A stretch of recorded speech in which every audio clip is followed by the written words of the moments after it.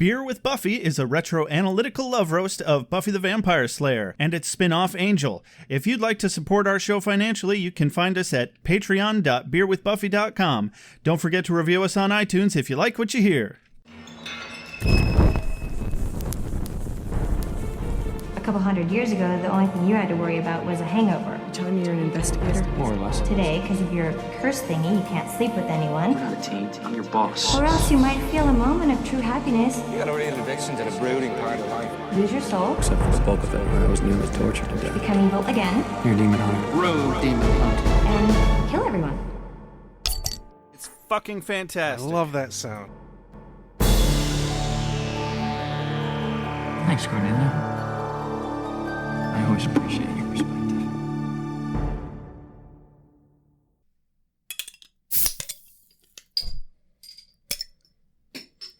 That's not a very good bottle opener either. It looks nice, though. Yeah, It's purty. it's fun. It's a butterfly bottle opener. Like a butterfly knife, but it's a Yeah. butterfly bottle opener, because we're badasses. We're such badasses that we have to look like gangsters when we open our beer. Yeehaw. Welcome to Ale with Angel, everybody. I'm Josh. I'm Rex. Today on Ale with Angel, we are reviewing Season 1, Episode 9 of Angel, entitled Hero. Easiest. For really, really sad reasons. Fuck a doodle-doo, but don't, because I'd feel really bad for that doodle-doo. We don't want to do this. Don't make us. Fucking shit.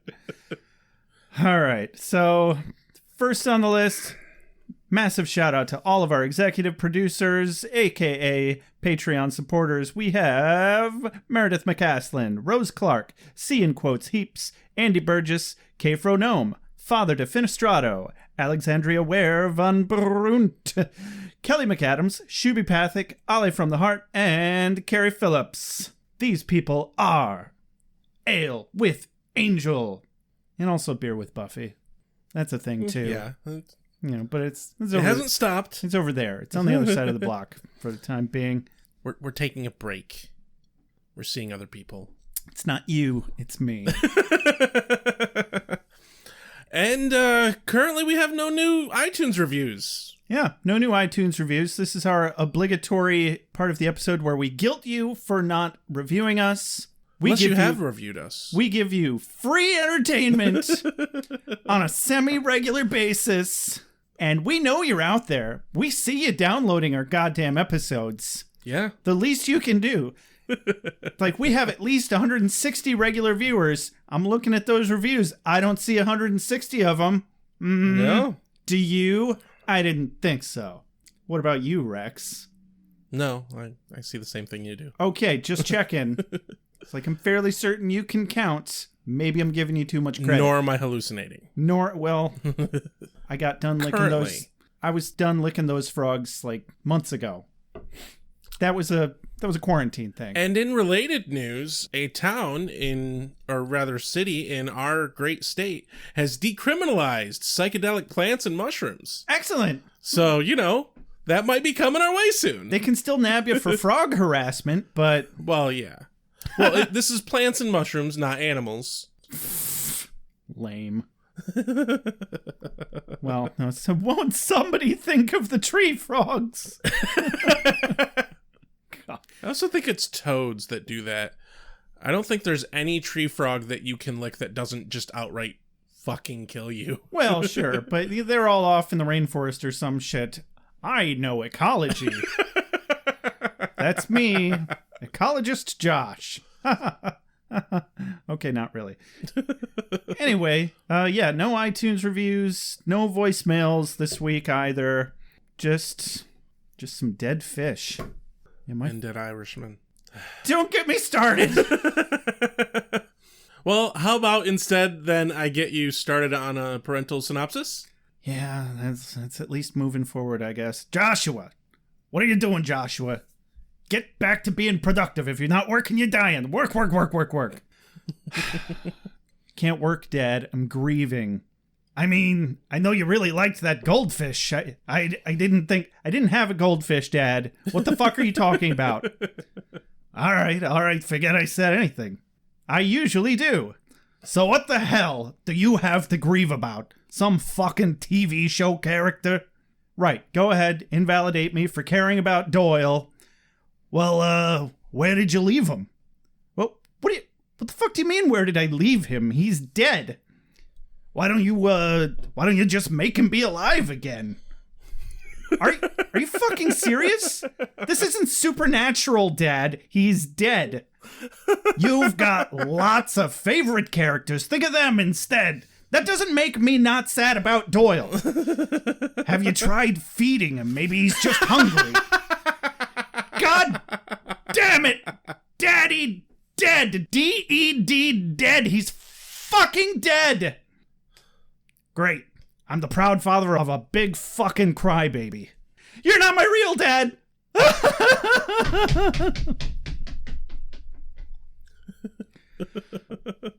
So today on Ale with Angel, Angel tells Cordelia and Doyle about his harrowing experience with Buffy from last episode.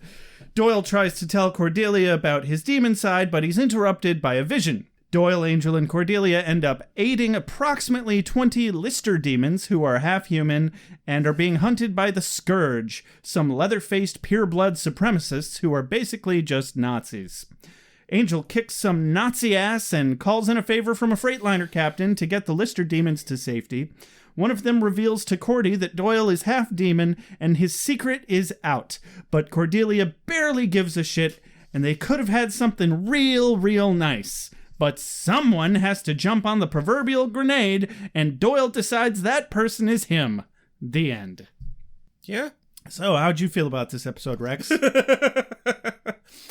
I think we should go at least a little bit scene by scene. Oh, for fuck's sake. Fine.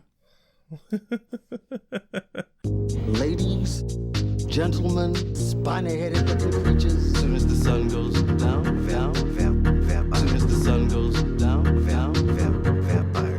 Competition is a beautiful thing. Cold open to LA streets with an unexpected narrator.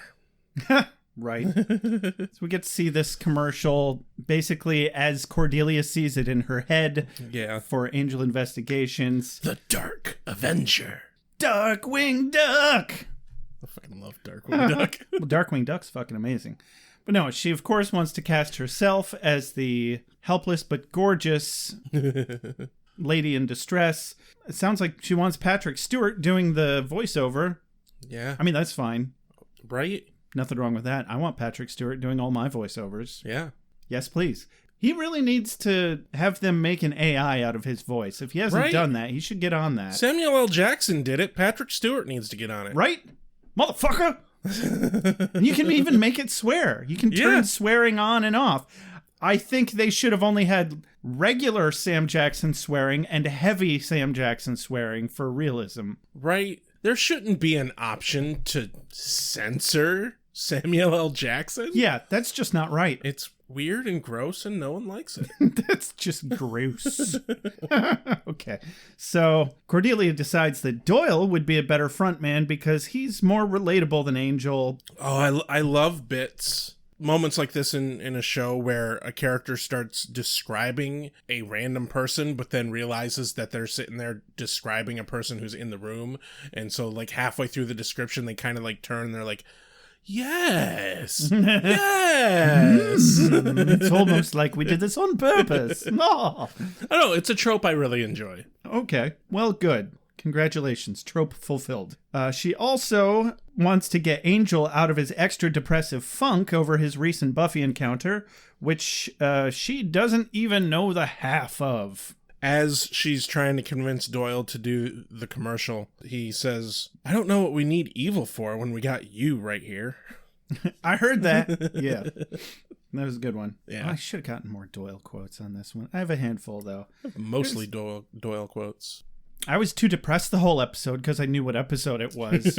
I didn't till he fucking died. Oh, really? Like, not right when he died, but like pretty fucking close to the end, man. Oh, I didn't remember this episode at all. I figured it out based on the fucking previously on Angel. I was like, oh God, it's a Doyle clip show. I don't see those. Oh, you didn't? Okay. No. I was watching it on Hulu, so. Yeah. Yeah, it was basically everything cool Doyle ever did in the entire series up to this point. Yeah. It's like, let's set him up so we can knock him down. Yeah. Cut to Doyle acting about as well as I would. I think a little better. He's Ouch! Zingo. So he's very awkwardly filming. Absolutely nothing like Cordelia's vision. Like he's just reading a script in front of a desk. And like, they specifically have his cue cards taped to the wall over her shoulder. Yeah. So he's constantly looking off camera. Squinting the whole time. Like, no wonder it's a shitty performance. He can't read the fucking words. And also, it really did say rats. Right? Yeah. He's like, our rats are the best. She's like, it says rates. He's like, no, it says rats. It really does say rats. Fun fact, Christopher Walken reads cue cards. I would. He doesn't memorize scripts. Well, that would account for his weird cadence. Yeah. As I'm talking, I'm going to pause occasionally in very weird spots because that's how the words are written on the cue card. Yeah. Yeah. Good night, room. Good night, moon. Good night, cow. Jumping over the moon. Remember that? That's a Simpsons reference. I am aware. All right.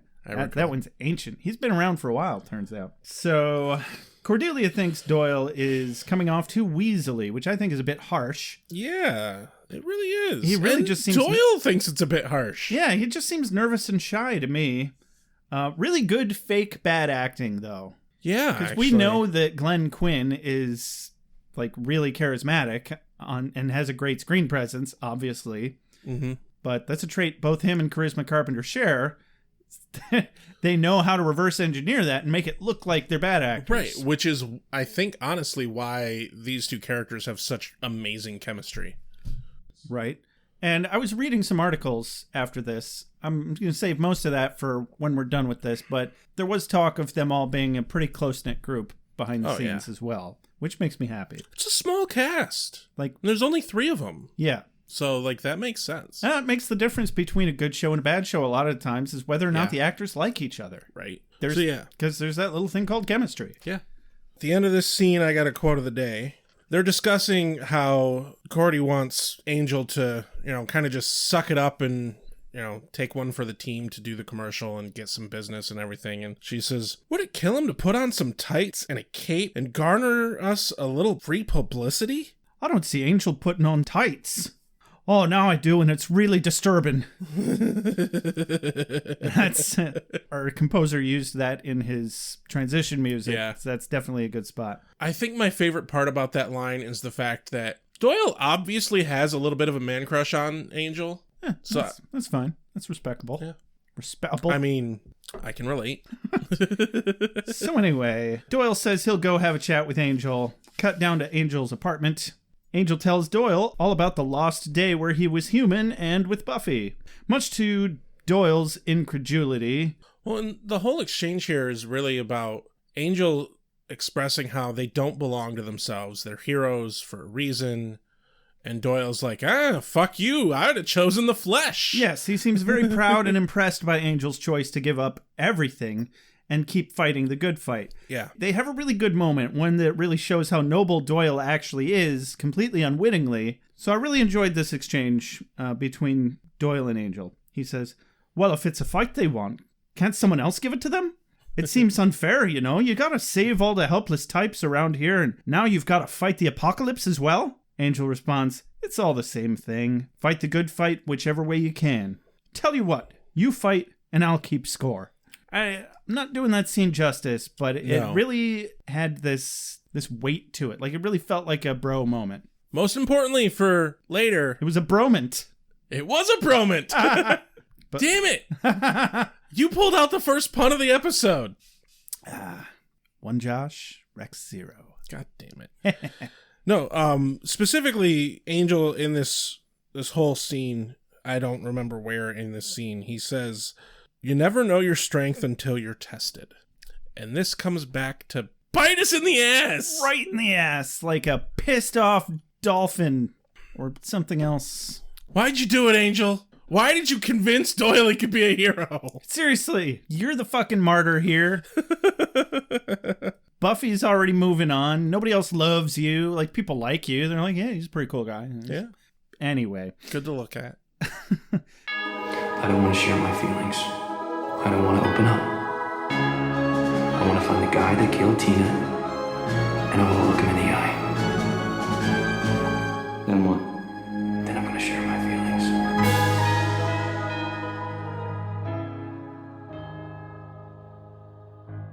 Upstairs in the hallway stairwell outside the office. What a convoluted location that they chose to eat their lunch. Right. But they did. Doyle tells Cordy what Angel had just told him, all about the missing day with Buffy. And Doyle and Cordelia agree that Angel shouldn't have kept the secret from them. Yeah. I mean, it's been, what, a week? And he did tell Doyle, so, I mean, don't fucking act like he never told you. Yeah, they didn't uncover it or anything. He outed himself. Yeah. And I think maybe if Cordy, at any point in time during the last week, was just like, hey, what's wrong? It wouldn't have been a problem. Because that's all Doyle did. He went downstairs and basically said, hey, Angel, what's wrong? What's eating you? Yeah, basically. And it wasn't like pulling teeth to get it out of him. Mm-hmm. Okay, maybe he was just then ready to talk about it.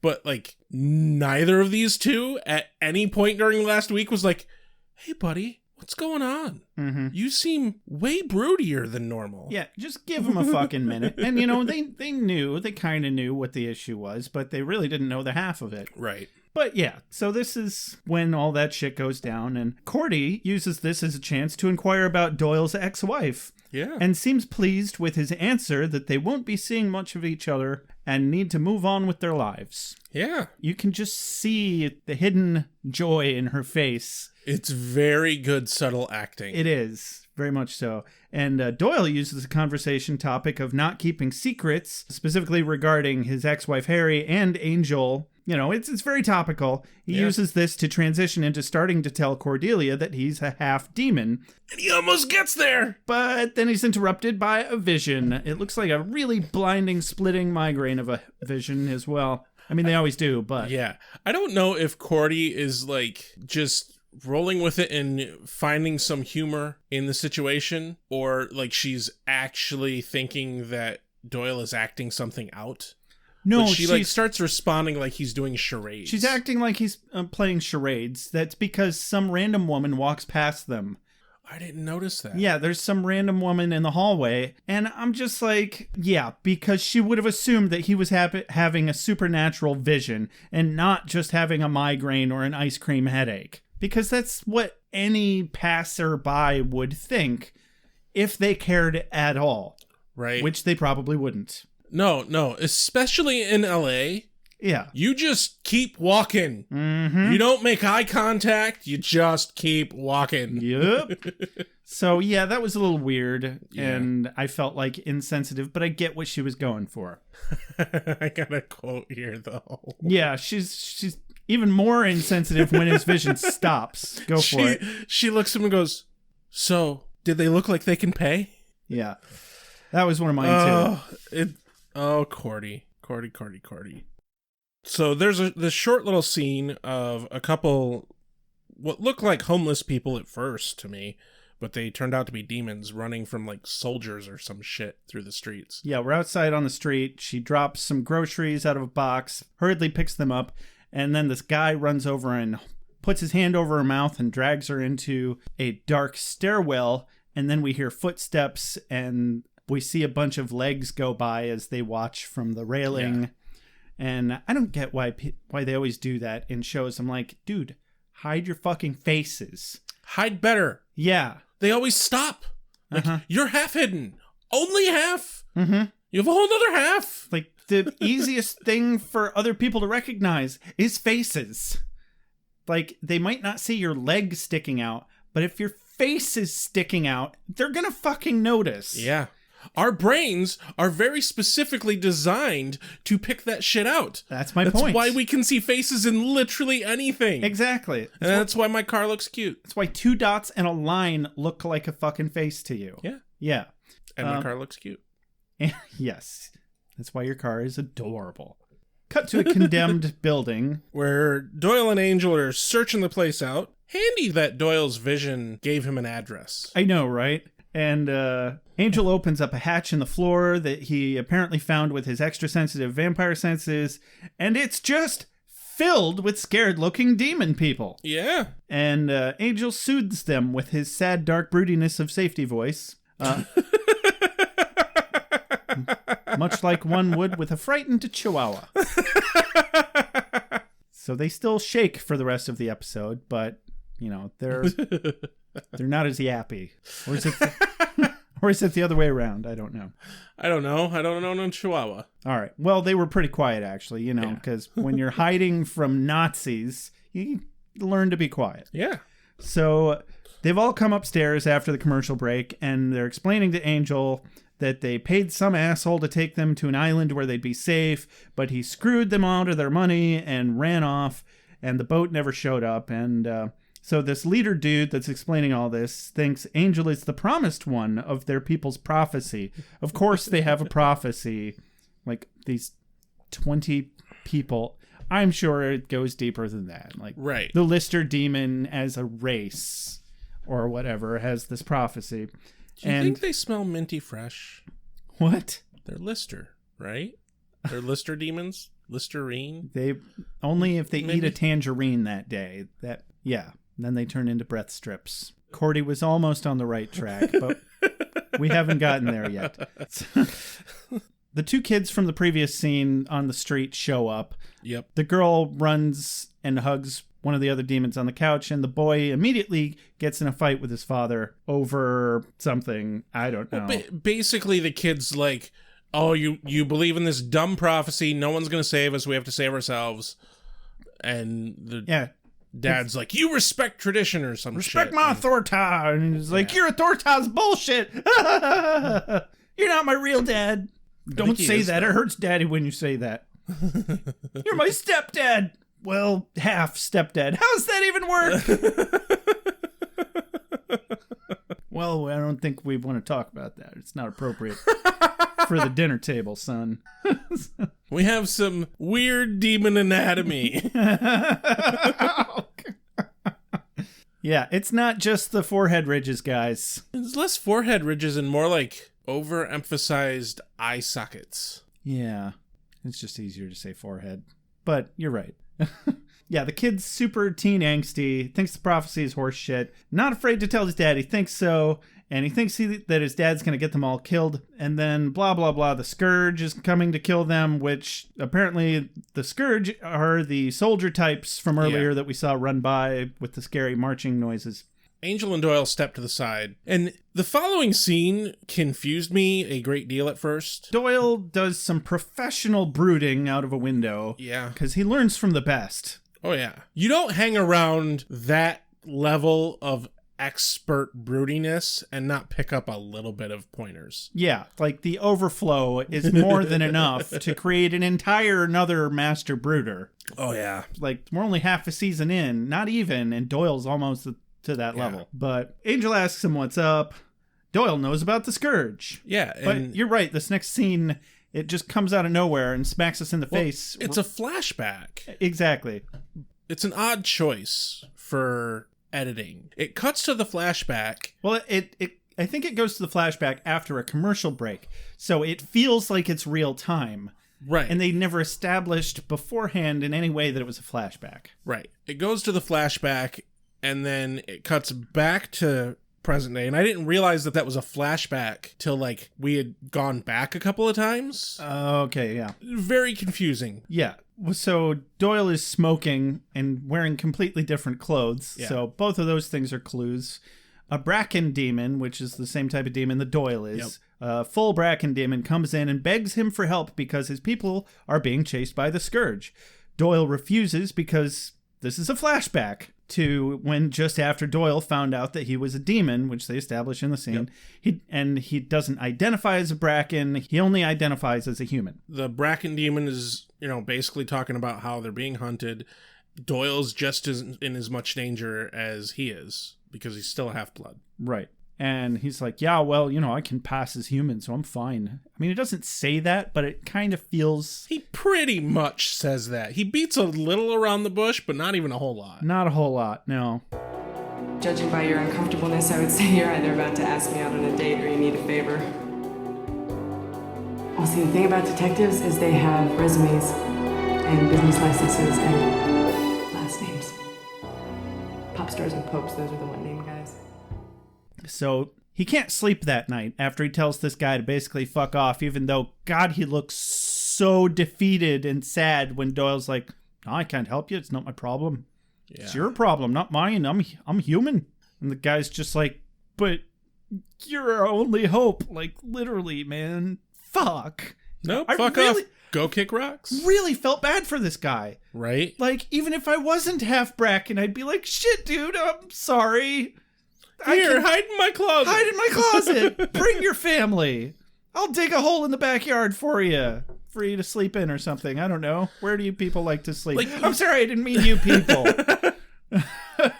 This whole episode screams Nazism and Holocaust of the Jews because, absolutely, they're being murdered and, hiding in fucking floors and shit. And, so basically, Doyle in this scene is kind of playing sympathizer. He is. Yeah. I felt a little bit of, in the scene later, we'll get to that, when Angel pseudo joins them, but he plays the sympathizer card. So I got a quote out of this, or an exchange. So we're back in real time at the abandoned house where the Lister demons are staying. Yeah.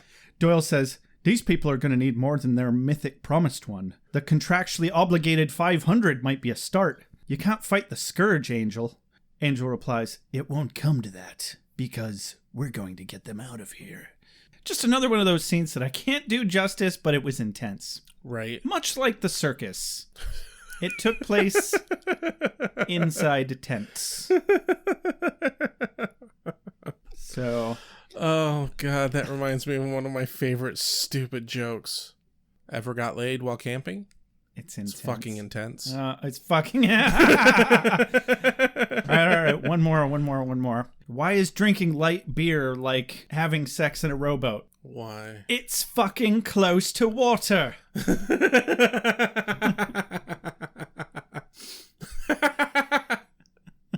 God damn it, what is that from? That's from something. I think it's the that one with Simon Pegg, The End of the World or something.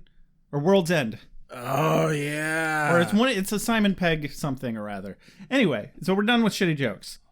But yeah, he can't sleep after he kicks the guy out, because you fucking shouldn't be able to sleep after screwing somebody over in need like that. He goes to check out his vision because he thinks that it's like he's having a stroke or something. Yeah. But it turns out everything he had a vision about was true. Yep. And this is the start of his vision thing. Vision quest. Vision quest. Yeah. Yeah, it kind of is a vision quest. It is a vision quest. It's a quest, and he has visions. It works. There it is. And that's when we cut back to real time. Yeah. No, these people are going to need like the contractually obligated 500. It won't come to that, etc. So now, a little bit later, same condemned building, Cordy shows up with a truck and doesn't know that there'd be demons. Like, what the fuck did they tell her? Get a truck. Show up at this address. And just walk inside. It's abandoned. Okay. And she didn't once go, why do you need a truck? Right. Well, they kind of have a habit of that this episode. Very much, it's more about urgency and follow orders than knowing what's going on as far as how they deal with Cordy. Yeah, a little bit. Yeah. But I thought it was funny. I was like, oh boy, Angel saves the day by renting a U-Haul. But there's more to it than that. Yeah. So that's how it felt at first, though. It's like, oh man, they were having real troubles that a U-Haul could solve. Jesus Christ. I just spilled whiskey all over myself. I guess I deserve that. Alcohol abuse. I know. I'm just going to wipe it on my jeans. That's all you can do at this point. Because I'm a savage. So she's scared of the demons when she walks in, and she holds up this stick. I thought it was like a marker.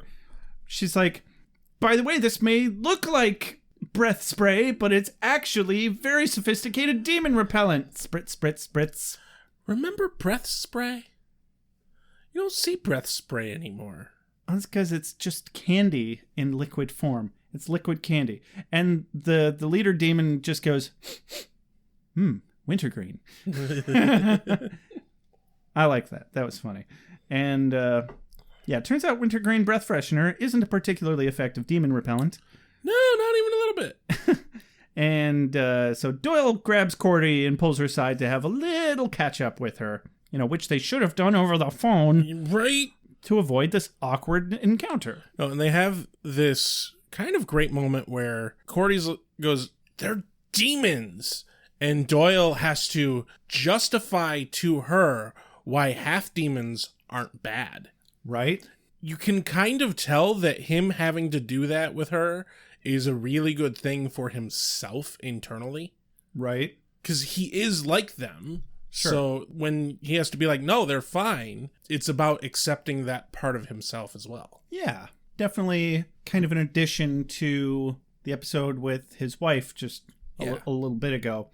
Yeah, so he explains that there's some gray area, which, I mean, she should already know this, but... Right? For fuck's sake, she works for a vampire. She works for a vampire, and she makes the points herself later in the episode, so I don't know why they're having her act so incredulous about demons being so evil all along, and then at the end, she's suddenly like, oh, I don't care. But we'll get to that. She gets uppity that Angel's using up a favor that could have otherwise been repaid in money. Right. In order to get these people on a freightliner and to safety. But she senses the urgency in Doyle's voice and goes to talk to the captain like Doyle asked. And just as we're closing out the scene, Cordy's face suddenly gets really serious, which is rare for her. And she says, bad things are coming, aren't they? Doyle responds, very bad things. So it's like, all right, finally, getting the plot moving. Everyone knows that serious shit's happening. Chugga chugga, woo woo! The plot train. That's the plot train. All aboard! Cut to an office or something at the docks. It's the docks, yeah. And, God, I love this little scene. The dude knows that Angel is a vampire. Yep. Angel uses this perfectly to his advantage. Yeah, he hardballs the hell out of this guy. I feel kind of bad for him. A little bit, yeah. It's like, man, you're breaking my balls. Breaking my balls here, Angel. Well, the dude basically is saying, oh, I can't do this. I smuggle some things for my, what was it, brother? For his brother, because he's family, not for money. The guy's like, what, are you going to bite me? Nah, I'm not hungry. So he's telling him to mark down the freight that's actually these passengers as medical waste so that they won't get searched, because I don't know if that's a real thing or not, but they apparently won't search medical waste because who wants to be digging around in blood and, used body parts or whatever. Like fingernails and bloody cotton swabs and bags of fat. Hey, you can make soap out of that. I know. They shouldn't be throwing that away. It's perfectly good fat. Yeah. It's the fat of the earth. My one favorite line from this scene is basically the guy says, oh, what if this doesn't work? Angel says, then look for me to get a little bit peckish. Just a wee bit peckish. When I get hungry, I might use that to get things that I want. Yeah. A diddly-diddly-do. And because Angel's Irish too. Yeah. We can diddly-diddly-do Angel all day. Giggity. So, yeah, he threatens the guy with being eaten. Cut back to the abandoned building where Doyle tells them to run when Cordy gives the signal. Yep. And, this fucking kid, Reef, I think is his name. Yeah. He's run off. Doyle promises to make sure that he makes it to the boat, too, tells them all not to wait for Reef, and luckily this little girl knows where Reef went. I'm with Wolfram and Hart. Everybody should have a lawyer like this. Mr. Winters shall never be convicted of any crime. Ever. Should you continue to harass our client, you'll be forced to bring it into the light of day. I want that stricken from the record. A place I'm told that's not all that healthy for you.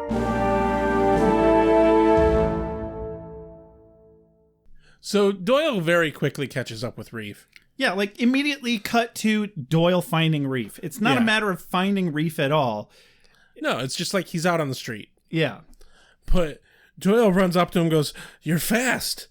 And Reef replies, "I'm walking. You're just old." Yeah, and I'm like, motherfucker, he's like late 20s at most. But Doyle's response is, yeah, okay. In fact, I'm fairly certain Glenn Quinn was 29 in this show. I suspect so. Because he died when he was 32 in 2002. Yeah. Real yeah. talk, we'll get to that later.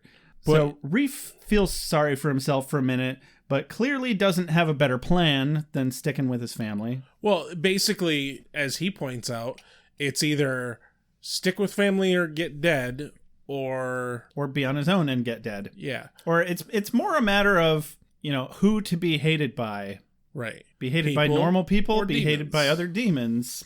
Well, and he But, I mean, your family doesn't hate you. right. So why would you Like- abandon the only people that don't hate you? Well, and Doyle points that out. He's like, "Well, what about the girl who's back there? They're going to be super sad when you're gone." Oh, well, Like, she's dead already. Actually, I just spoke to her like 30 seconds Yeah, ago. She's fine. Yeah, she's fine. But I like this little bit here because Reef is talking about his mom, who was human, and how his mom one day took him out and he got to walk around the neighborhood. And he asks Doyle, "What day was that, Doyle?" And Doyle doesn't answer at first.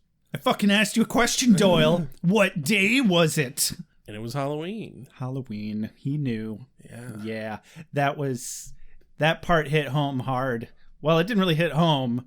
Like, Right. I don't have that problem. Right. Only I have the opposite problem. Like, I never managed to come up with a good Halloween costume anymore. Except It this used year. to be such an important holiday for me. Right. But no. But I really felt for the kid. Like, that really sucks, only having Oh, one yeah. day a year that you can go out and people won't question that you look funny. Right. But Doyle comes through with deep conviction in Angel. Yeah. Just Very loyal, and he really believes in Angel. oh yeah, and it comes through perfectly. The kid's sarcastically like, oh, my hero, in regards to Angel. And Doyle responds, yeah, that's exactly what he is. And your people can call him the Promised One or the Dark Avenger. What does it matter? Well, it matters because it's a lie. And, I really relate to that. I don't think we should lie to our kids for happy white lies or any reason at all. Like, I don't believe in telling kids about Santa Claus. No, I think it's just you're setting them up for agree. disappointment. Completely agree. And that's bullshit that you're like, well, that's, life is disappointment. Then why you gotta add to it, fucker? Well, and the whole idea being, oh, if we tell them this, they'll believe in magic. Have you met kids? They'll believe in magic no matter what you fucking say. Right. So Doyle finishes up with, they put their faith in something, Reef. You don't have to if you don't want to. Maybe Angel doesn't know what he's doing. It's possible, but the other option, losing yourself somewhere, hoping it all goes away, I know that never works. How about we go find your family? And yeah, that part about getting lost in yourself and hoping that it's going to fix something, that one I did feel right in the home. Yeah. Right in the home organ. The home organ. The home organ. It's up to you to figure out which one that is. I think it depends on the emotion. Sure. So cut to the ship again. Where Cordy's checking on the boat. That's pretty much it. Yeah. This felt like filler to me. So the captain's showing Cordy the cargo space. It's very shitty, as he points out. But they'll get him some blankets or something. Maybe a couple buckets, guys? Maybe a glass of water? I don't know. And Cordy's like, we'll take it. And I mean, you fucking better, considering Angel already scared the shit out of this guy. Right. I don't understand why Cordy had to go check out the boat. They needed an excuse to get her over there, I guess. To give Yes. Doyle time to have this heart-to-heart with the kid so that she was somewhere safe. And it was a fetch quest, because this wasn't about Cordy, this episode. Oh, true. Cut back to Doyle and Reef, where the Scourge keeps up. The Squirgle? Yeah, the Squirgle. The Squirgle catches up with them. Not the Squirgle! Squirgle! Christ. It's an evil Nazi Pokémon. So we get a nice little shout out to racial stereotyping here. Reef says, I thought all Bracken demons had a good sense of directions. Doyle quippily responds, oh yeah, and we're all pretty good at basketball too. I'm like, oh, ouch. You're a racist, Reef. So Anyway, they run and hide from the Scourge, who promptly show up. And they're Nazis. They're literally just Nazis. They didn't even try. With demon They're just faces. like, hey, guys, we want Nazis in this episode. Leathery, gross demon faces. Oh, yeah. Yeah, basically zombie Nazis is what they look like. Yeah. Which it's been done. It has. I think it was done after this was made, but now it feels like, it's been done. Anyway, points for zombie Nazis. That's fine. Nothing wrong with that. No. And I mean, for fuck's sake, given current times, I felt terror. Right? Yeah. So Doyle he turns into his Bracken form and creates a diversion to keep Reef safe. He plays decoy. Face goes all spiky and he's like, stay here. And he runs outside and just like in full view and manages to still kind of sort of get away from them. And he yakety sacks around a little bit and then whoop, whoop, whoop, whoop, whoop, whoop. Zips off in one direction. Where Angel reaches out and yanks him into another random room in this alleyway. It's very cartoonish. A little bit. Like, why they chose to have the sound effects too completely took me out of the episode. God damn it. I couldn't even say it with a straight face. They didn't really have cartoony sound effects, guys. Rex is just an asshole. So, yeah, Angel pulls Doyle inside, and Doyle's like, they're coming. Angel's like, good. Because he's ready to kick some Nazi ass. Yeah. As he should be. How many people want to kick some ass? Angel does. Angel does, yeah. Definitely ready to fuck up some goddamn Nazis, which, good. Yeah. So I saw a bumper sticker that said, I saw it just today, it said, annoy a liberal, use facts and logic. Now, I'm betting that they found that bumper sticker on a shelf directly next to the annoy a conservative, use facts and logic sticker. The real winner is the one who's making money off of rubes that buy those stickers and understands that both parties are completely fucking corrupt. And all you partisan ninny shits are just sheeple. Sheeple, I tell you! The simple truth of this episode is I miss the pure times when you could just put Nazis in your fucking show and everyone just knows, oh, they're Nazis, they're bad guys. Yeah, it was okay to kill Nazis. There were entire video games based on that in the golden days of the birth of video games. Okay, generic political rant over. Punch a Nazi. It makes conservatives mad because their own circular arguments collapse around them. You can't be intolerant of intolerance. That's intolerant. You're inciting violence. So the Nazis are protected from inciting violence against innocents, but liberals are not protected from inciting violence against violence inciters. And yeah. And they just go in a puff of logic. Good pull. Okay, now I'm really done. Okay. Yeah. I mean, generic political rant over. This episode was guaranteed to bring up some of that shit. Poke the bear. Right? Yeah. Especially now, this is extra sensitive. We did not think in any way that we would be dealing with a resurgence of fucking fascism and white supremacy, but here we are. Yeah. A person needs certain designer things. You shouldn't be trying to eat my friend's brains. Hey, you're a vampire. Anyway, apparently the Nazis knew exactly where to go to find where they were. They walk into the main room where all the people were hiding. Mm-hmm. They open the trap door and it's empty. They've already left. Good timing. And then out pops Angel, holding on to Doyle, who's all demoned out still. And Angel goes vamp and uses Doyle, who's still in his demon form, uses him to infiltrate the Scourge. Yeah.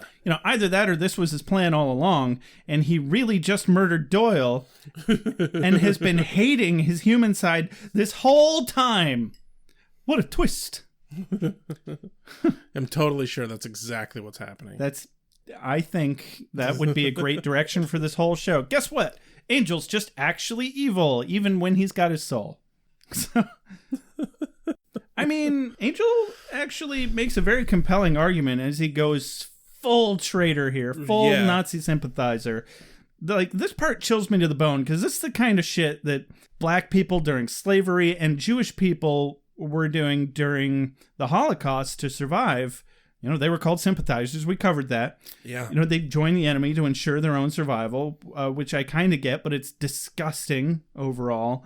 Yeah, it's pretty well summed up with the exchange between the leader of the Scourge and Angel. He says, "A half-breed who murders other half-breeds. Always charming." Angel says, "I know who you are. I want to join you." "Join us? You wish to die?" "I need to be cleansed, and only you can show me the way." Really appealing to his narcissism, which, if you're a white supremacist, you are a narcissist. I guarantee it. "You can kill me if you want. You'd only be freeing me. But I can kill half-breeds for you, and believe me, I can do it faster and better than anyone you got. I know their minds, where they hide, how they think. I can help you." And they're just like, yeah, that sounds good. Yeah, I mean, you know, at the very least, they're thinking, oh, yeah, we'll bring him in. If we don't like what he's doing, we kill him. Right? Yeah. Yeah, it's a win-win. Right. Yeah, you know, when you look at it from that perspective, sounds like a halfway decent plan. Too bad they basically just stopped paying attention to him immediately. Right. Just like, here's a uniform. Go about your business. So, but I'm getting ahead of myself. Yeah. So Angel lets out this ghoulish laugh as they haul him away. Because, you know, it's win-win for him, too. If they kill him, he's cleansed of his humanity. It's not really win-win. But right at the beginning of this conversation, Angel breaks Doyle's neck. Yeah, I figured that they had worked that out like some wrestlers to fake it. Right. But in this very next scene, you know, Reef finds Doyle, thinks that he's dead, but he opens his eyes and sits up. Because apparently Doyle in demon form can survive his neck being broken. He just goes crunch and puts his neck back in place. Fun fact, that's how my neck sounds in the morning. 10,000 seconds will give you such a crick in the neck. 10,000 years. I know, but I was trying to tie it in. How long is 10,000 seconds? That's a good question. It's 2.7 hours. Okay, well, so that's still too many, but yeah, let's say 10. I mean, what you know, milliseconds. 10,000 milliseconds would be shorter. I know. I was going for an amount of time between him getting his neck snapped and sitting up and putting it back in place, and then using it as a reference to Aladdin. But it's thoroughly ruined at this point. Yeah. So it's over. It's done. Moving along. The joke's dead. Very dead. We can stop beating it. It's as dead as the horse it rode in on. So yeah, Reef and Doyle run off to the boat. Reef and Doyle run off. They're gonna go catch the boat. And we cut back to the boat. Mm-hmm. Where... oh, Cordy. Cordy has convinced the captain that the deal that they made today was just that this clears only half of the debt. Yeah, she's busting his balls too. This poor bastard. He's just trying to do his fucking job. But I guess he should have gotten on paying off Angel's debt a little faster. Right? I'm really curious what that was for, because that just seems a little too convenient. The way they talk, it almost sounds like Angel was still a vampire when the debt was accumulated. I mean, still evil? Or, yeah, it's still an evil vampire. Yeah, soulless. Yeah, soulless vampire. It's possible. Pig. But no, my favorite part is the captain's all like, well, we can't wait. Cordy's like, oh, no, we have to. And so the captain's like, okay, fine, but this covers 60% of my debt. Then we'll wait. And she's like, you do drive a hard bargain. Oh, Cordy. This really turns back to one of Doyle's quotes. Why do we need evil when we've got you? Right. Like, she's a hell of a businesswoman. Hey, the girl's got rent to pay. Yeah. You know? What can I say?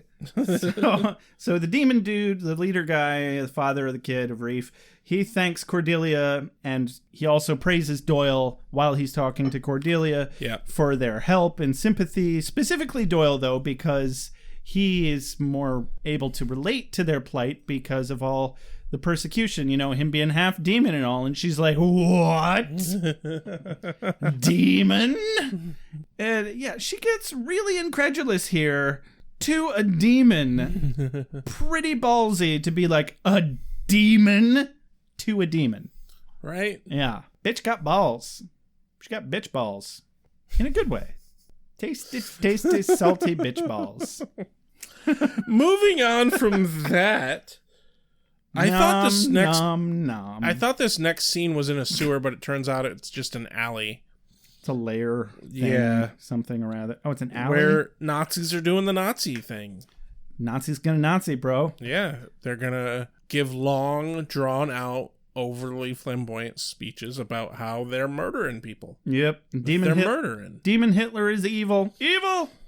Yeah. Actually, there's a rather pleasant garden path, but beyond that evil... So they're evil, duh, and they have a big light bomb that's gonna kill everything human in a 1/4-mile radius. Woo! Big thinker, a 1/4-mile radius in LA. Like, right. Sure, that might still take down several thousand people, but that's still like a drop in the bucket. Yeah. Well, they're not that into killing humans specifically. Just human demons. Yeah, they want half-breeds And they dead. really just want to kill this particular group of Lister demons. Right. So the demons who are on the hunt, they happen to apparently have an extra uniform. And they also happen to have some really good hair gel. Right? Because Angel is looking quite Nazi-ish in his new uniform. Suddenly he's all Dapper Dan with his hair. Yeah. And, yeah. Like, why would they have hair gel? Every uniform comes with hair gel, turns out. All the demons don't have hair, so why? Maybe that's one of his broody superpowers. He just gets really sad and his hair is like, oh, and just lays right over. Yes, his hair got depressed. Literally and figuratively. Jesus Christ. Jesus Christ. But anyway, so Angel now knows that they know that the half-demon immigrant folks are on that ship, the Lister demons, and Angel watches them kill the first mate of the ship who was there to sell out the demons for some money. Yeah, that didn't work out so well for him. And they kill him with the light bomb, and it's only powered on to its very, very low setting, and it still melts this fucker's skin off. We know it's the low setting because, Angel's still alive. Yeah. And he wasn't that far from it.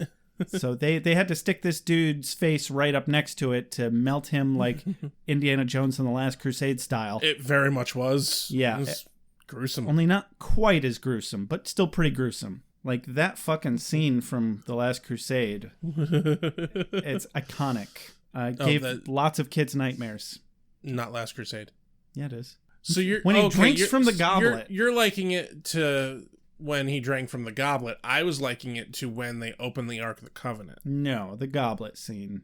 Because the Ark of the Covenant one was way more gruesome, I thought. I don't remember that one. It basically they took and made a clay wax face, but they made all the layers. So they made a skull and they put muscle and shit on it. It's gruesome. And then they actually melted it. Freaked me out when I was a kid. I watched that way too young. So we watched the dude melt. Yeah. Yeah, shit. So the white supremacy demons deploy. They sure do trust Angel pretty intrinsically already at this point. Yeah. Fucking dumbasses. Sounds like they've been shopping somewhere that we all might find a little bit familiar. Down at the Plot Hole Emporium. Don't walk, put on your stomping boots and march down to the Plot Hole Emporium, where we can solve all your writing woes. Still having trouble with that pesky need for conflict in your plots? We'll pick out some dumb two-dimensional oafs and your main character can infiltrate their shit in 2 shakes of a sheep in wolf's clothing's tail. All you have to do is bang out your plot, and we'll grind it a new hole. The Plot Hole Emporium, everybody. Oh my god. Do that again. I will not. Bang out your plot. It's a double pun. And we'll grind out your hole. Oh, man. I don't see Angel putting on tights. Oh, now I do, and it's really disturbing. Protecting young women such as yourself? Oh, yeah, there's been 4. And 3 of them are very much alive. So, yeah, they all go to march off to go after the Half-Bloods, and Angel kind of slightly lags behind to see what's happening, but then they don't really show like where everyone goes, but they show the wheels of a motorcycle as a demon gets knocked off the motorcycle, and of course these Nazi demons have a 1930s motorcycle. Yeah, why wouldn't they? So Angel steals a motorcycle. Yeah. Cut to the ship, where Doyle and Reef show up. And they have a quick little goodbye. He's like, thanks, dude. Gives him a high five or some shit. And Cordy and Doyle have themselves a little heart-to-heart. A little talking to, if you will. And it's quite touching, really. It is. She berates him briefly, and then point blank tells him to ask her the fuck out already. And I'm like, yes! Oh, no, it's even better than that. Because she's like, oh, we were so worried. And, like, gives Doyle enough time for that to sink in. And he's just like, oh, you're worried about me, huh? Oh, shucks. Well, and then fucking slaps him, and it's not a little slap. Starting there, I think we should just read the rest of the scene. So Cordy slaps him, and he's like, what was that for? Why didn't you tell me that you were half demon? I thought we agreed that secrets are bad. Well, I wanted to tell you. I was afraid. I thought if I did, you'd reject me. Cordy responds, I've rejected you way before now. So you're half demon. Big whoop. I can't believe you'd think I'd care about that. I mean, I work for a vampire. Hello? And yeah, that's what we've been thinking all the fuck along. But so she's been all, ooh, demons are definitely black and white bad. Yeah. So, and he's like, it's true. She says, what do you think, I'm superficial? And I'm like, you know, what? If the glove fits. No. But no. Anyway, she continues and she says, I mean, you're a half demon. That's so far down the list. Way under short and poor. Is there anything else I should know? What do you think, I'm superficial? And then follows it up with that. It's glorious. So Doyle responds, the half demons thing is pretty much my big secret. And Cordy, in pure Cordy fashion, it's like, good, that's out. It's done. Would you ask me out for dinner already? I'm like, fucking hallelujah. It's too bad I know that he's about to die. Right? But you didn't know I that. didn't yet. Yeah, I'm sorry. No, like, I like the implication here that she knew that he wanted to ask her out for dinner, but she was just waiting for him to come out and actually, like, ask her out and not this coy, pseudo-flirting bullshit he's been doing. Mm-hmm. Like, I think she literally was just patiently waiting for him to be, hey, Cordy, do you want to go out with me? Yeah, she wants somebody who has the balls to be forward. Yeah. I can respect that. So, and then Angel shows up just as he's trying to ask her to dinner. Really shitty timing, but, you know, business is business. And he tells the captain to GT the fuck O, because they don't need to wait up for the first mate anymore. He's dead. Yeah. D-E-D, dead. I like how before the captain's like, we gotta leave! And then as soon as everyone who's supposed to be on the boat is there except for the first mate, he's like, we can't leave! My first mate's not here. Right. You weren't worried about that before. Yeah, well, you know, it's... And so the Scourge shows up just after Angel. Angel's telling everybody to get back down into the cargo bay, the captain to get up to the bridge. Surprised the captain didn't punch him in the face and be like, you don't order me around on my own boat. But I think he kind of knew what was good for him. Also, like, he thinks Angel will kill him. That too. So, you know, reasons. Yeah. And the head demon dude is like, you lied, half-breed. And Angel replies with, you catch on quick, football head. That's such a Buffy retort. And yeah, so it is now officially a Hey Arnold crossover episode. Yeah, whatever, football head. I never really watched that show much. Yeah, me either. Like, I have no other quotes from that show to go with that, so. And then, hey, it's fight time. And then they fight! Yeah, the crazy fuck takes on the whole horde of football heads by himself. You know, that's just what heroes do. And narcissists, but... Or people who are just darn good at fighting. Yeah. And Angel's darn good at fighting. Like Bruce Lee. Yeah. Bruce Lee would take them all on. He absolutely would. And he'd win. Yeah. So Angel and Demon Hitler roll down into the cargo bay just as the light bomb is being craned down into the cargo bay as well. Boy, they sure made quick fucking work of that nonsense. Right? It's almost like they took a little trip on the side on their way to the boat and bought some supplies over at the Plot Hole Emporium. Hey, need a quick evil plot? Take your pick. Nazis get it done every time. Mix that with some classic tropey, slow-moving elaborate devices, and you're as good as gold. Careful when you jump into our holes, because we're not paying for the damages of all of our discount plots. Not quite as good as the first one, but still good. And careful, they spit. So, Angel snaps Hitler's neck. Yeah. Makes quick work of him. The irony there is that his pure blood isn't even as resistant to neck breaking as the half-breed Bracken demons. Right. Yeah, who has the superior genes there? Yeah, not the white supremacists. Right. Funny how art imitates life, you know? I do find it interesting that the demons are specifically using technology. Right. Like this is it specifically shows that this thing is a computerized sort of bomb thing. Yeah, it's fairly high tech, right? So like that fascinates me. Yeah, they must have hired somebody. Had to have. Fascinating. But they couldn't have hired a human because, you know, if you test it, you cook the guy who built it. And then what if it fritzes out after the first use, and then you got to go find another person who has to rebuild it. And... But it seems unlikely that they did it themselves because they're clearly all kind of a little bit inbred. Yeah. And this is why we don't inbreed. Okay. If you inbreed, you're going to have a bad time. Okay. So now we all have to deal with this fucking light bomb ordeal. Yep. Angel plans to sacrifice himself in the process of defusing the bomb. Doyle has different plans and calls back to the beginning of the episode. Yeah. Fight the good fight, yeah? You never know until you've been tested. I get that now. First, he punches Angel off the platform.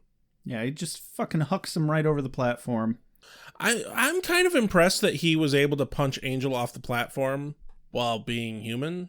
Like, he didn't demon out for it. It was a sucker punch. I don't think he saw it coming. They were having a moment, and then he's like, bam, motherfucker, gotcha. But then he turns to Cordy, kisses her. Steals an amazing-looking kiss with Cordelia. Then demons out. And did you notice the weird blue sparkles between their lips as he pulled away from her? I didn't. Yeah. But no, his line for this kiss, he says, "Too bad we'll never know." And he kisses her. And then he demons out, "If this is a face you could learn to love." And then Doyle leaps onto the bomb and very painstakingly unplugs it slowly as he melts horrifically and dies in a flash of heroic agony. This is the most gruesome appearing death we have seen, period, to date in Buffyverse. Right? Yeah, I was like, ooh, there's no coming back from that. No. That's dead. That's not like, he might be okay. No, he's not okay. Long enough. You're fine. Yeah. It's just a little broken. Like, he fucking melted. Yeah. On a close-up. Oh, it was gruesome. Yeah, and Cordelia, like, there's a moment of silence after it's all over, and everybody's in shock. Cordelia starts bawling. I started... Dude, I teared up. I teared up in public. I teared right the fuck up, man. I was like, don't. You're in public. Don't fucking, god damn it. But it only gets worse. Oh, God, it does. We cut to the fucking office where Cordelia and Angel watch the video from the beginning of the episode. So my notes for this scene is Angel and Corey watching the commercial. Sad, sad, sad, sad, sad. I didn't bother writing most of it down. You know, we've all already seen it once anyway, but it really fucking digs in at the end of his speech when he says, "Is that it? Am I done?" And I was like, "Yeah, you're done." God damn it. Oh, God. It fucking... whatever. Gerarg. Is this from me? I must be ready. I need my strength. Give me more! Nights I shall walk in the earth. Hold on. You've got something in your eye. How'd you feel about this episode? So it fucking hurts on two levels because I know that Glenn Quinn dies in real life only 3 years after, or 2 or 3 years after this episode originally aired. I'm gonna open one too. Let's just fucking do a toast to fucking Glenn Quinn.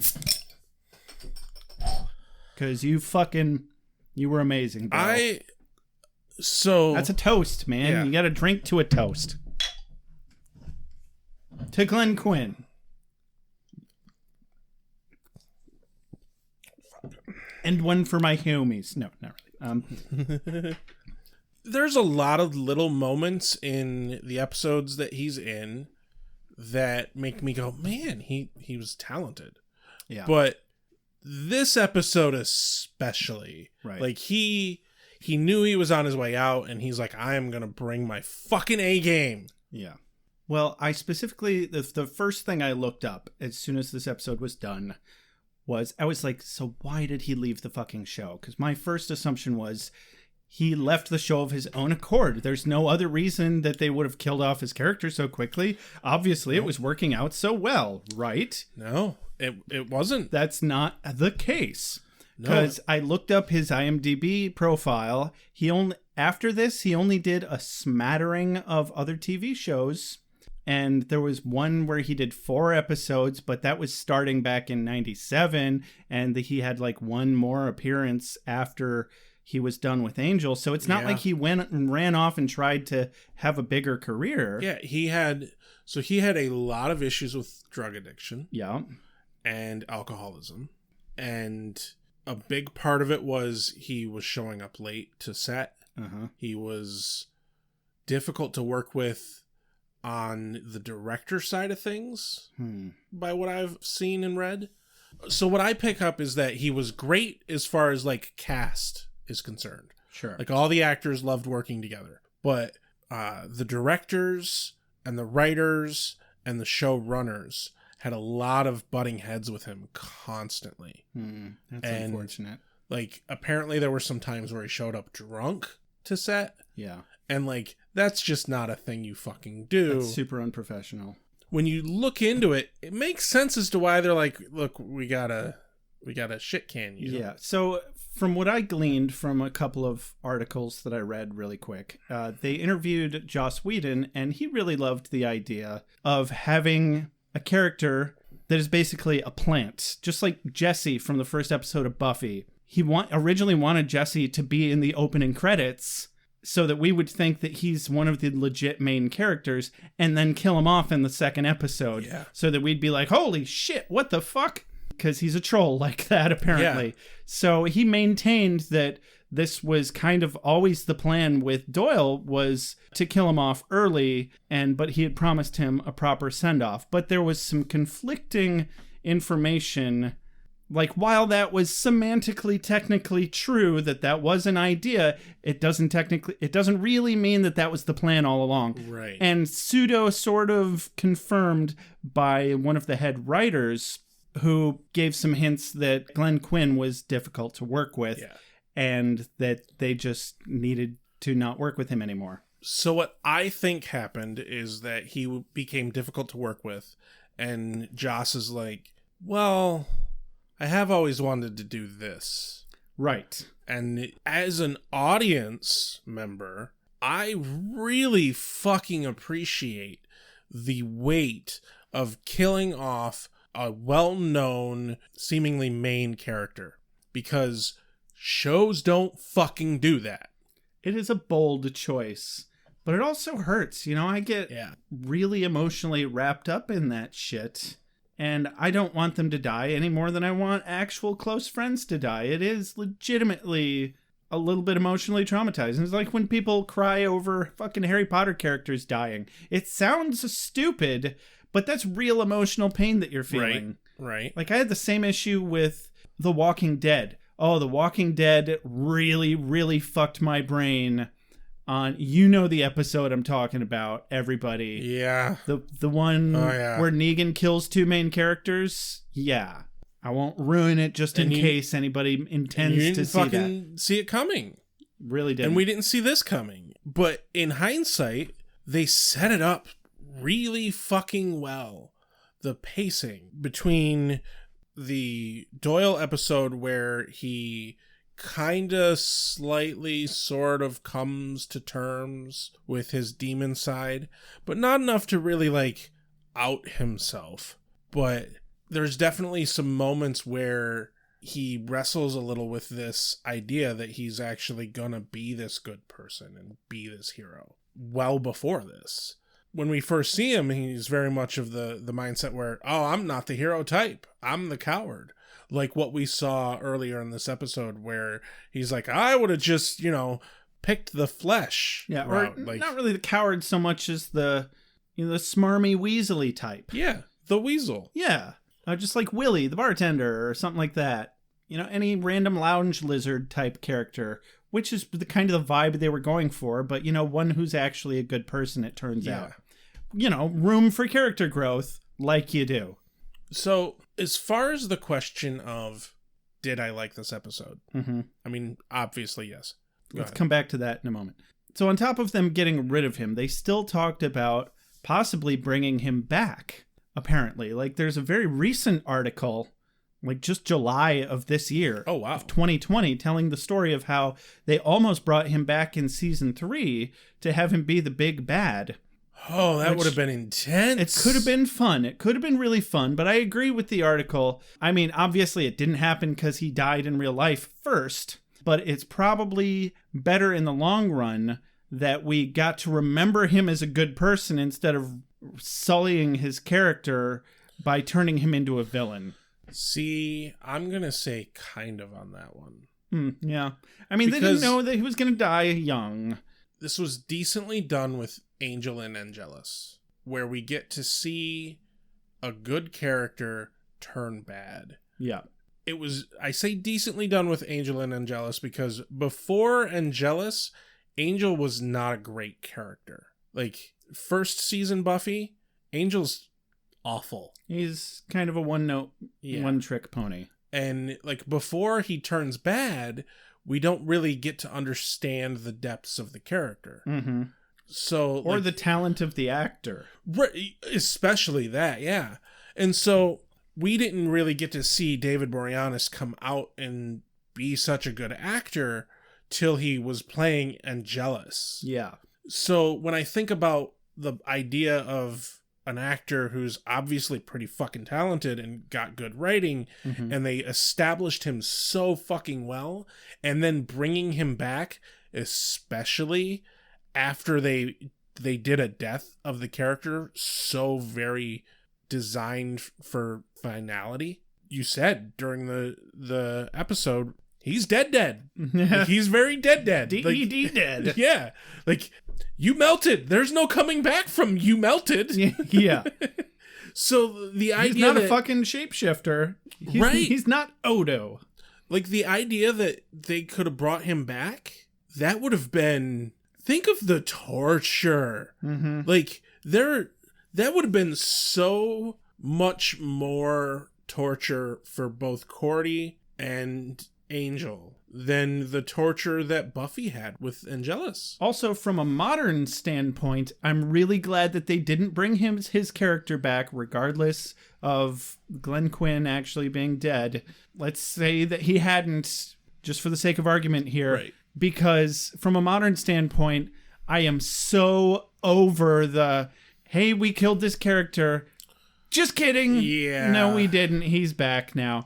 Because you haven't seen nearly as much of Supernatural as I have, but Supernatural gave me fucking whiplash, dude. Because there's literally... I've heard. Sam and Dean die so many times, it literally becomes just a regular joke. Like, every time they die, it has absolutely no effect. I'm just like, they'll be back in like 2-3 episodes tops. Yeah. And it's not even that. It's like next episode. Like, you think that Buffy and Angel can't hold their wads when it comes to suspense? Supernatural absolutely fucks that pooch.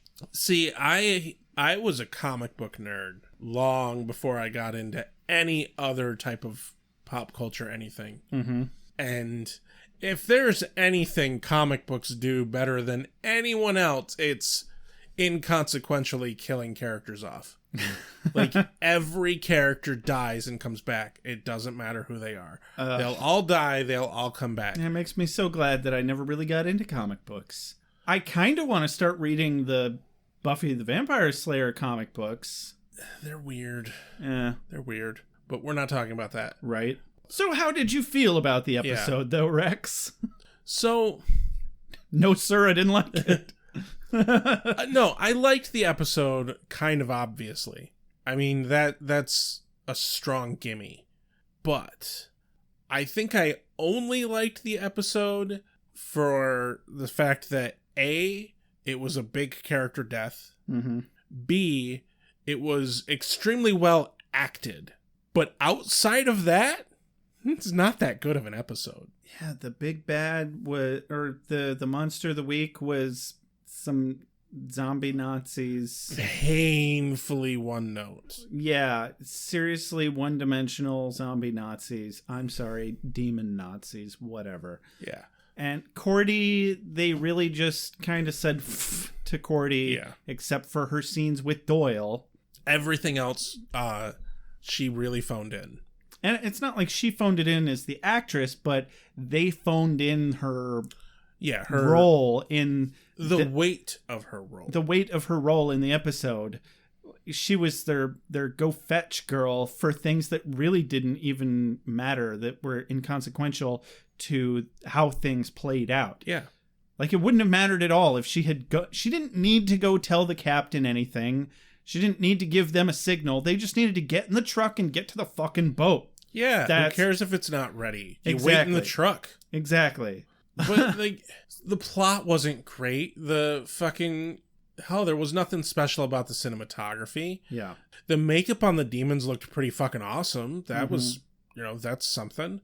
And the fucking effects of melting Doyle was... impressive and traumatizing. Yeah. That would have fucked me up if I was that age watching it. Shit. But... outside of the big build-up for the character and the exceptionally well-acted scenes with him finding his redemption as a hero, it was all right. You know how I felt about this episode, Rex? How? Give me more than that.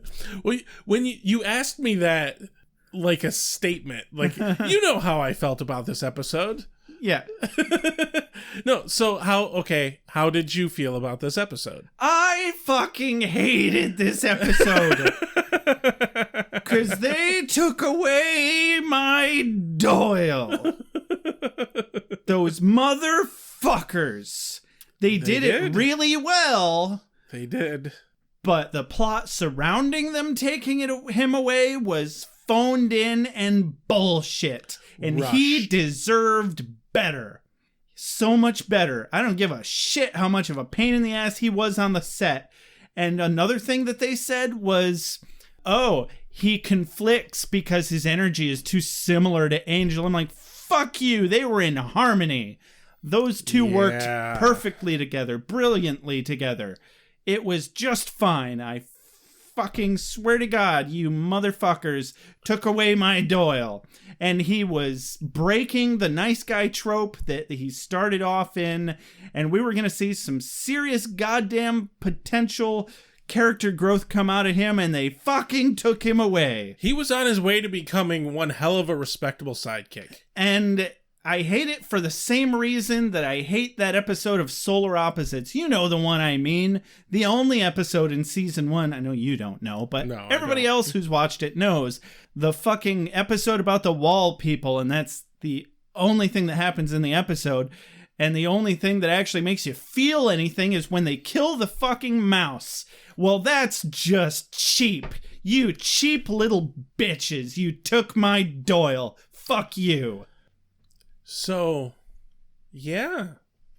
A daily do. That one's for you, Doyle. You know what would have been better? I don't. If they had made it a 2-part episode.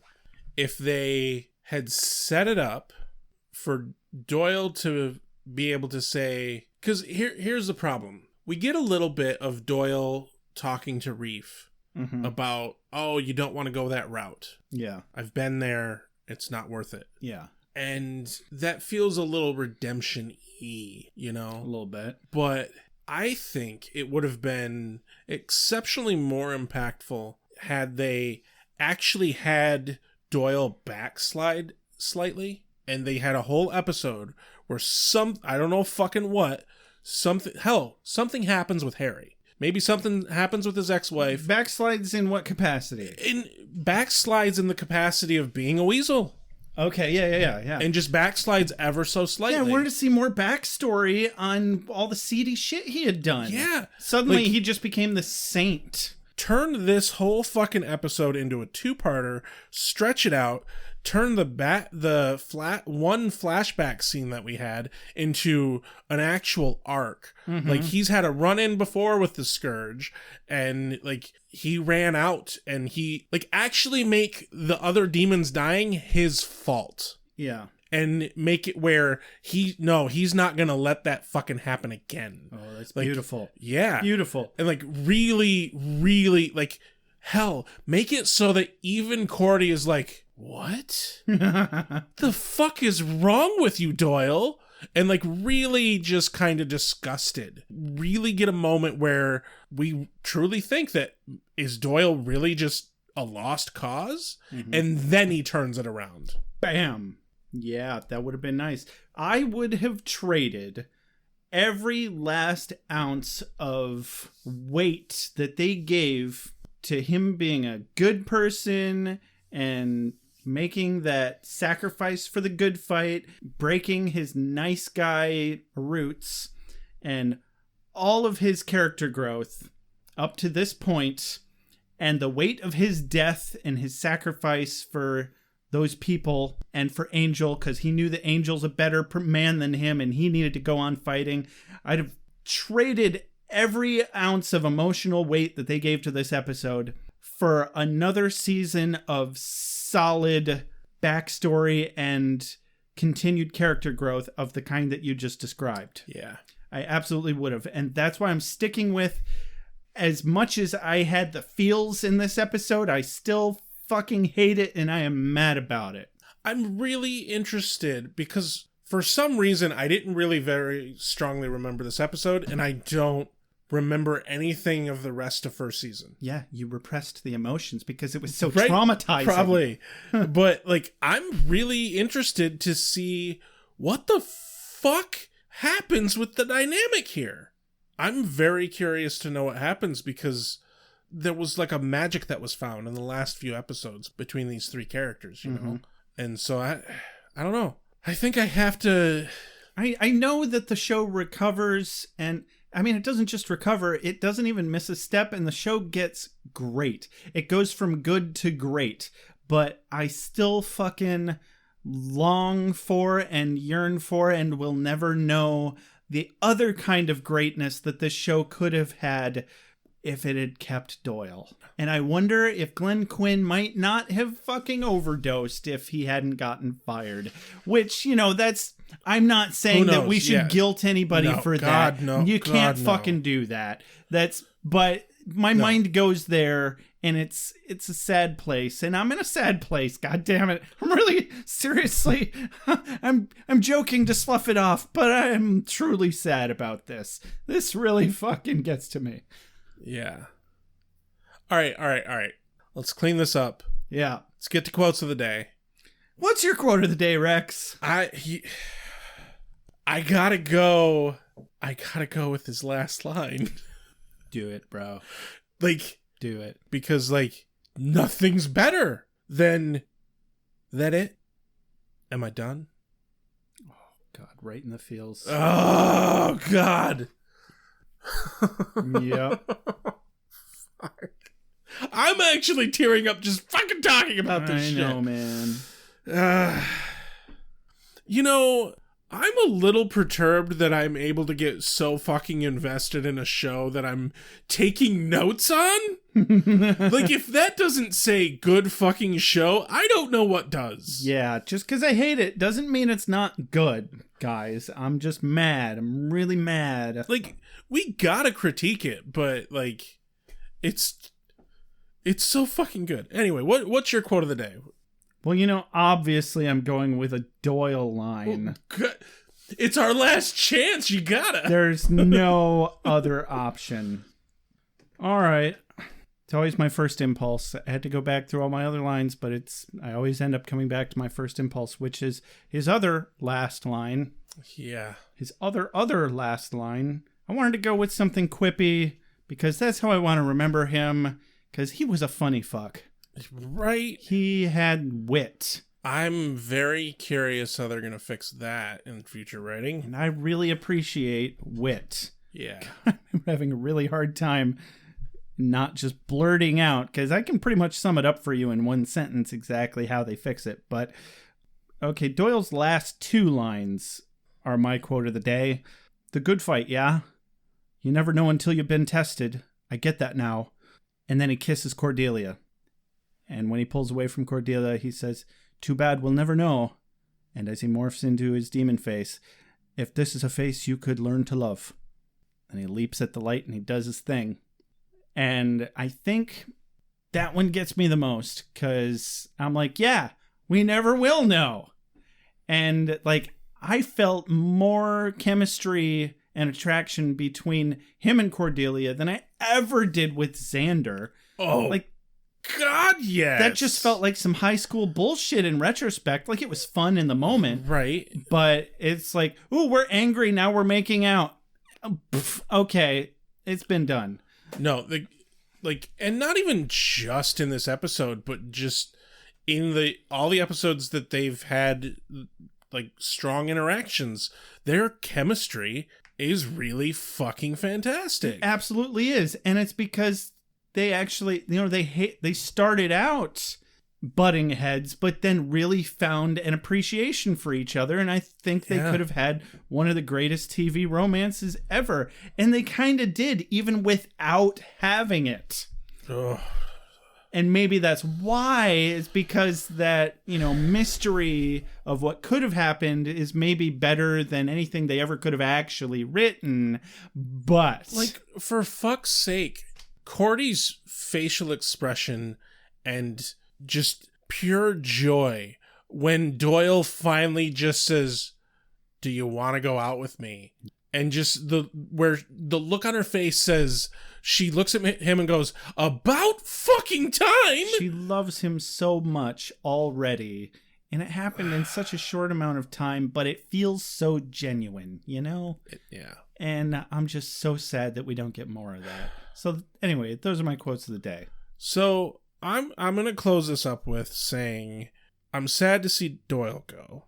It always sucks when somebody's struggle with drugs and alcoholism can affect things that they do that they love. And in watching a show like this and a portrayal of a character like this man loved nothing more than being able to act. And you can fucking see it. He was good at it. He was. And maybe poor life choices, maybe just bad situation. The man went down a rough road and it beat him. And that just sucks. I blame Hollywood. That place will fuck up anybody. And to everyone out there who's listening to this, who has been there or is there, reach out to someone, for fuck's sake. There are people out there who give a shit. And there are shoulders to lean on. And you just can't take that shit for granted. Absolutely. So this has been Ale with Angel. Find us on Facebook. We would love to hear from you about how you feel about this character. We have the Facebook group, just Beer with Buffy. Find us on Twitter at Beer with Buffy. Email us. Give us a call, voicemail. 269-743-0783. If you'd like to support our show financially, find us on Patreon. We'll name your cat. We will. We actually will. If you'd like to own something tangible to help support our show, you can do that by going to store.beerwithbuffy.com. So find us on Patreon, patreon.beerwithbuffy.com. I'm all choked up still. I know. Review us on iTunes. That's the number one way you can help our show. Send us an email at beerwithbuffy@gmail.com. As always, special thanks to JJ Treadway for our opening, closing, transition music. This has been Ale with Angel. I'm Rex. I'm Josh. Are we done? Can I go cry? That's a wrap on Glenn Quinn. Thank you, Glenn Quinn. Thank you.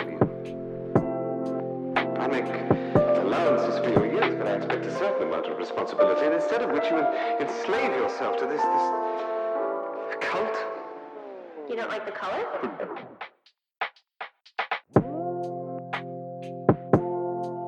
You have a sacred birthright. You were chosen to destroy vampires, not to wave pom-poms at people. Why can't you people just leave me alone? You are the Slayer. Go ahead. Prepare me. I'm a watcher. I haven't the skill. Oh, come on. By appealing to your common sense. Werewolves, incubi, succubi, everything you've ever dreaded was under your bed, but told yourself couldn't be by the light of day. One girl in all the world. Common sense. One girl in all the world. It was a bit, British, wasn't it? Whee! Wait, what have we done? Why are we watching this?